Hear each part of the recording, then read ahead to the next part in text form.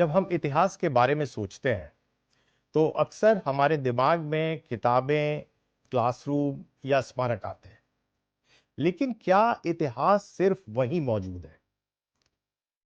Public history हमें यही सोचने के लिए मजबूर करती है कि क्या इतिहास हमारी रोजमर्रा की जिंदगी, हमारी यादों और हमारे आसपास की जगहों और लोगों में नहीं मौजूद होता।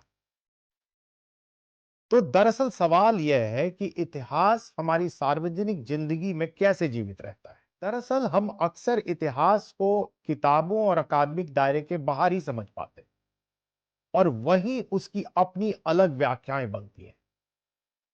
इसी को समझने के प्रयास में दिल्ली विश्वविद्यालय के इतिहास विभाग ने पब्लिक हिस्ट्री का एक नया कोर्स शुरू किया। इस प्रक्रिया में एमए के छात्रों ने दिल्ली के अलग अलग ऐतिहासिक स्थलों पर जाकर फील्डवर्क किया, प्राथमिक स्रोतों पर आधारित शोध किया और लोगों से बातचीत के जरिए इतिहास को एक नए तरीके से समझने का अनुभव किया।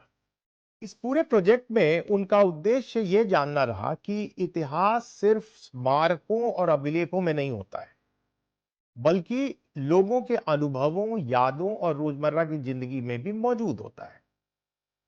और आगे जो आप सुनेंगे वो एक छात्रों द्वारा तैयार की गई प्रस्तुति है, जहां इतिहास के प्रमाण और लोगों की आवाजें एक साथ सामने आती। Among the gifts that Allah bestowed upon me, His humble servant, was a desire to erect public buildings. I built many mosques, colleges, and monasteries, so that the devout and the learned might worship and aid the kind builder with their prayers. इन शब्दों में Firoz Shah Tughlaq architecture को power और PAT दोनों के रूप में देखते हैं। इसी विजन ने फिरोज शाह कोटला को आकार दिया, एक ऐसा स्पेस जिसके मीनिंग समय के साथ बदलते रहते हैं। We are master students of history from Delhi University. Public history के कोर्स के अंडर प्रोफेसर विपुल सिंह की गाइडेंस में हमें इस हिस्टोरिकली लेयर्ड साइट पे काम करने की अपॉर्चुनिटी मिली। इस प्रोजेक्ट में हम एक पॉडकास्ट और एक ब्लॉग के थ्रू इस जगह के हिस्टोरिकल कॉन्टेक्स्ट और लोगों के एक्सपीरियंस को एक्सप्लोर कर रहे हैं। दिल्ली के एक मेट्रो स्टेशन से बस कुछ ही मिनट दूर ये जगह शहर की चहल पहल से बिल्कुल अलग महसूस होती है। आज ये एक रुइन जरूर है, मगर सिर्फ गुजरे हुए वक्त की निशानी नहीं। ये एक ऐसा स्पेस है जहां अथॉरिटी, बिलीफ और एवरीडे लाइफ के मीनिंग लगातार बदलते रहते हैं। ये किला फिरोज शाह तुगलक ने 1354 में बनवाया था, जब उन्होंने अपनी नई राजधानी फिरोजाबाद बसाई। इतिहासकार जियाउद्दीन बर्नी और शम्स शिराज अफीफ बताते हैं कि सुल्तान ने यमुना के किनारे एक नया शहर बसाया जहां इमारतें और शाही निर्माण उसकी धार्मिक सोच को दर्शाते थे। इस किले के मुख्य आकर्षणों में सबसे पहले अशोक स्तंभ आता है, जिसे सुल्तान ने दूर से लाकर यहाँ स्थापित करवाया था। इसके बाद जामी मस्जिद, एक विशाल संरचना जहां जुम्मे के दिन इतनी भीड़ होती थी कि लोग बाहर तक नमाज पढ़ते थे। मस्जिद एक ऊंचे चबूतरे पे बनी है, जिसके नीचे कई कमरे और पास में एक बावली है, जो उस समय पानी का मुख्य स्रोत थी। आज भी ये जगह सक्रिय है, खासकर गुरुवार को जब लोग यहाँ आते हैं और जिन्नों की कहानियों पे विश्वास रखते हैं। किले के बाहर की बस्तियां ज्यादातर 1947 के बाद बसी और आज ये स्थान एक जीवित पर्यावरण जैसा लगता है। इसी वजह से फिरोज शाह कोटला सिर्फ एक ऐतिहासिक स्मारक ही नहीं, बल्कि एक ऐसा स्थल है जहां अतीत और वर्तमान लगातार एक दूसरे से जुड़े रहते हैं। लेकिन इसकी कहानी यहीं खत्म नहीं होती। ये जगह आज भी लोगों के लिए क्या मायने रखती है, ये समझना उतना ही जरूरी है। इसीलिए हमने यहाँ आने वाले विजिटर्स से बात की कि वो यहाँ क्यों आते हैं और इस जगह के बारे में उन्हें कैसे पता चला। आपका आप यहाँ पे आए हैं घूमने, तो पहले क्या आप यहाँ पे पहले आए हैं या फिर आपका क्या बेसिकली पर्पस है? नहीं, यहाँ दिल्ली तो हम आते रहते हैं, लेकिन थोड़ा सा यहाँ जो किला है ये पहली बार आए हैं। तो आपको इसके बारे में पहले से कुछ नॉलेज, बेसिक नॉलेज कुछ है या फिर आप जस्ट यहाँ पे घूमने आए हैं? जी, अभी तो घूमने नहीं आए, थोड़ी मेडिकल पर्पस से आए थे। और ये पता है कि जी मुसलमान शासक रहे हैं उस समय के, फिरोजा शाह जो जफर थे वो शासक रहे हिंदुस्तान में, किया उन्होंने। तो उनकी जो निशानियाँ हैं यहाँ पे बनी हुई हैं, तो जो लोग बाग देखने आते थे यहाँ से, पता नहीं था, लेकिन फिर भी यहाँ से निकले तो नाम पड़ा तो चलो हुंगे किला तक होके आते हैं, देख के तो इसलिए आ गए। तो बेसिकली हम एक डॉक्यूमेंट्री शूट करने आए थे फिरोज शाह कोटला के ऊपर। तो अभी तो यही पर्पज़ है हमारा, as a normal short videos बना रहे हैं हम। तो एक प्रॉपर डॉक्यूमेंट्री बनाएंगे इसके ऊपर। या that is my third place जिसमें हम वीडियोस बना रहे हैं। Is this your first visit to the monument? या first time. So, what part of the site interests you the most? Basically अभी तो कुछ हमने एक्सप्लोर नहीं किया है, ज़्यादातर अभी एक्सप्लोर कर रहे हैं। तो लाइक कि अभी तो हमें एक मस्जिद मिली है यहाँ पे, तो आई विल फर्स्ट कि इसको एक्सप्लोर करते हैं, थोड़ा बहुत इसके बारे में जानते हैं क्या है। Actually, I was searching for a horror place for my videos, so I came to know about this Firoz Shah Kotla thing. So this is the first place which I am covering as a horror place. reason just भी आ गए बस ऐसे Out of curiosity. Out of curiosity. मैंने नहीं पढ़ा था कि तो ये अशोका का इंस्क्रिप्शन है जो इस कोर्ट में है।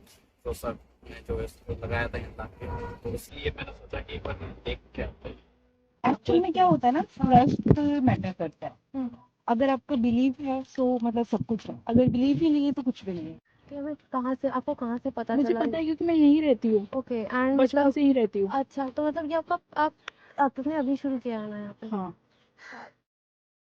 हमें कई अलग-अलग जवाब मिले और जब हमने ये जान लिया कि लोग यहाँ क्यों आते हैं, तो हमारा अगला सवाल था कि क्या वो इस जगह के अंदर के स्ट्रक्चर जैसे जामी मस्जिद या अशोकन पिलर के बारे में जानते हैं?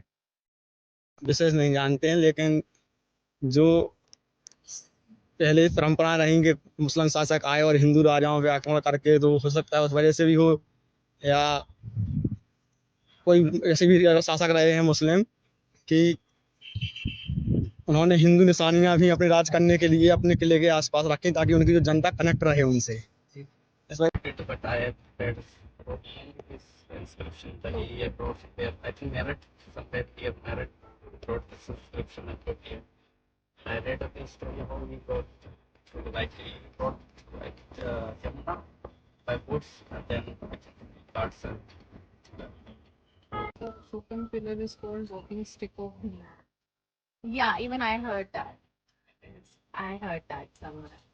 It wasn't walking pillar, it was a lead. I think to rule it was a main thing that whosoever will have a Shokan pillar will be the ruling king, something else like.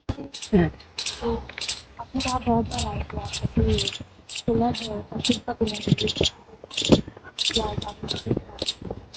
जहाँ मैं चीज़ जानता हूँ pillar वैसे चिपकी हुई है, बाकी ऐसे नहीं है। तो बाहर भी कुछ आए तो दुकान में बोल रहे थे कि अशोक का पिलर को अशोक की लाट बोले, बट वो लाट लैंग्वेज में लाट इज द मीनिंग है। लाट इज पिलर, पिलर को ही लाट आपको देसी लैंग्वेज में है, लोकल लैंग्वेज में। इन जवाबों से एक दिलचस्प बात सामने आती है। जहाँ ये जगह लोगों के लिए सक्रिय है, वहीं इसके हिस्टोरिकल कॉन्टेक्स्ट के बारे में जानकारी बहुत ही सीमित रह जाती है। गुरुवार के दिन ये स्थल अलग ही स्वरूप ले लेता है, जहाँ लोग अपनी समस्याओं के समाधान के लिए आते हैं और इस जगह से जुड़ी मान्यताओं पर विश्वास करते हैं। जामी मस्जिद के नीचे एक जगह है जिसे सद्दार कहा जाता है। यह 7 अंधेरे कमरे हैं जहाँ रोशनी बहुत कम आती है। आम मान्यताओं के अनुसार यही जिन रहते हैं।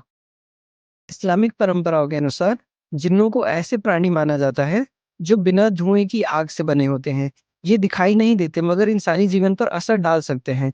यहाँ के लोग इन्हें मदद करने वाले यानी संरक्षक के रूप में देखते हैं। अलग अलग बैकग्राउंड के लोग यहाँ आते हैं और अपनी परेशानियों को चिट्ठियों में लिखकर दुआ करते हैं।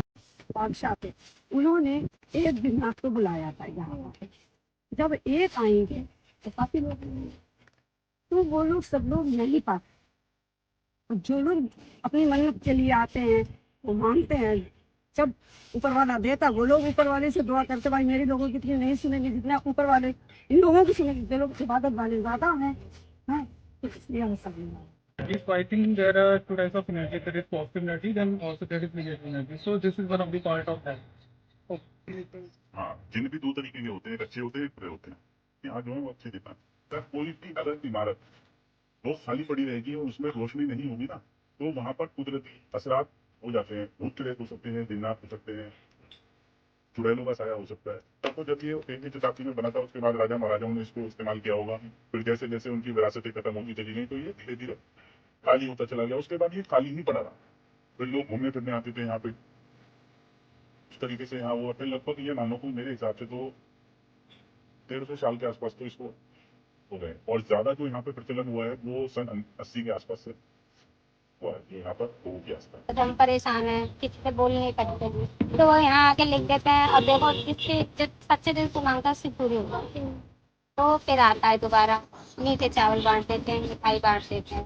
ड्यूटी किया अपने कहीं काम किया और फिर जब रात में यहाँ मेरी ड्यूटी लगी तो जोर की नींद आती तो मैं वहीं बेड पे सोने का था बेड सो सकते तो वहीं एक किनारे बिछाया और लेट गया और जोर की नींद आती। अगर हर 10 मिनट की आँख खुल जाए हिसाब से, हर 10 मिनट की आँख खुल जाए और ऐसे लगे जैसे मच्छर वच्छर काटते हैं ना, तो चादर उड़ गई, ऐसा लग रहा है तो चादर उड़ चादर आग मत सो खड़ी हो जाए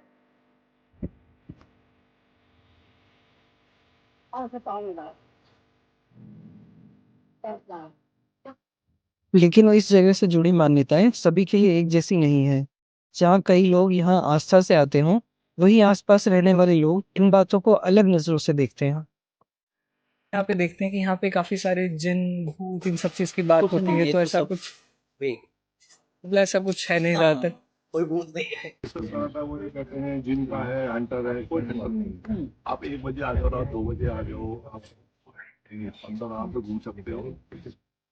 लेकिन जो लोग इस जगह के आसपास रहते हैं, उनके पर्सपेक्टिव को समझने के लिए हमें पहले यहाँ के नेबरहुड को समझना पड़ेगा। पार्टीशन के बाद लोग यहाँ आके बसने लगे और धीरे धीरे करके ये एक रिफ्यूजी कॉलोनी से एक पूरा सेटल नेबरहुड में बदल गया है। आज ये इलाका 5 blocks A, B, C, D और E में डिवाइडेड है, जो मॉन्यूमेंट की इमीडिएट विसिनिटी में आते हैं। इसी के पास लोकेटेड रोज गार्डन, जो किले की बाहरी दीवारों के पास है, एक शांत और हरियाली वाला स्पेस प्रदान करता है। इसके पास ही स्थित जिन की मजार इस जगह की एक आध्यात्मिक पहचान बनाए रखने में मदद करती है। Today, Yamuna can be reached through Asita East GDE Park, which is actually a government enclosure just nearby the fort area. जब हमने स्थानीय लोगों से बात की, तो उन्होंने इस जगह से जुड़ी कई ऐसी बातें बताई जो आधिकारिक इतिहास में दर्ज नहीं है। खुली गेट है, जैसे कि देखो जिन्ना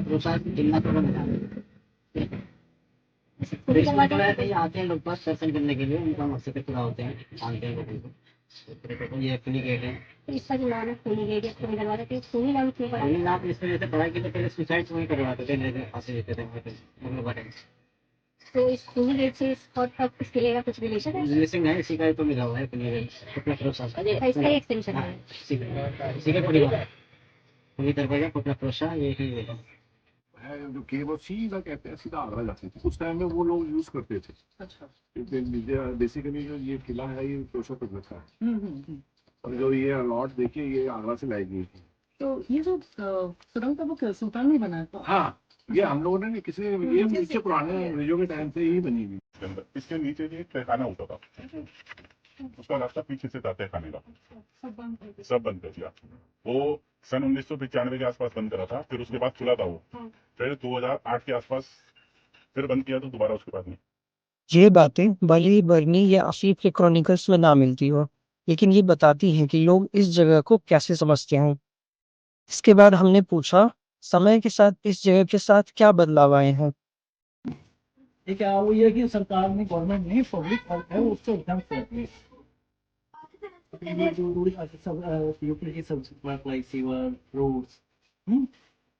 they don't require any permission from government।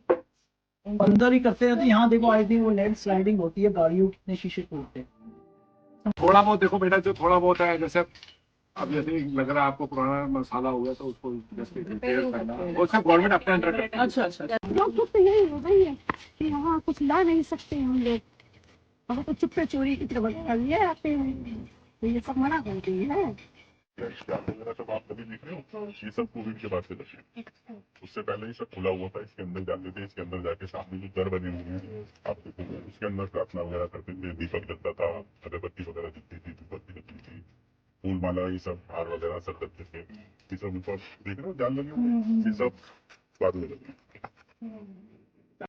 ये भी गरीब बैठते थे बेचारे, तो इन्होंने ना सबका वो कर दिया, इसको भी बाहर कर दिया। जो बड़े बूढ़े हो तो अंदर लगाते थे, हाजिरी लगवाते हो, इसमें तो 10 पंडित होते हैं, वैसे ही बैठ जाते थे वहाँ पे। चिट्ठी या सांप वगैरह ही चढ़ पाते थे। अब मना कर दिया, इनको मना कर दिया, वैसा खुद जाओ और खुद करो। जैसे भीड़ भाड़ है, जुमने की रात है, तो यहीं तो वगैरह यहाँ दुकानें लगती थी सर खाने की। हाँ, पतीले भर बना के लाते थे, गरीबों को देते थे। तो यहाँ जैसे हमारी फैमिली हो गई या हो गया, तो आ नहीं सकते थे, तो ये सारा बंद कर दिया, बाहर बोर्ड भी लगा रखा है। Keeping all these perspectives in a bigger picture shows that Firozshah Kotla एक ही मीनिंग तक लिमिटेड नहीं रहता है। ये एक ऐसा स्पेस है जिसे अलग अलग लोग अलग अलग तरीके से समझते हैं। किसी के लिए ये एक एवरीडे लाइफ का हिस्सा है, किसी के लिए ये स्पिरिचुअल स्पेस है और किसी के लिए ये हिस्टोरिकल मॉन्यूमेंट है।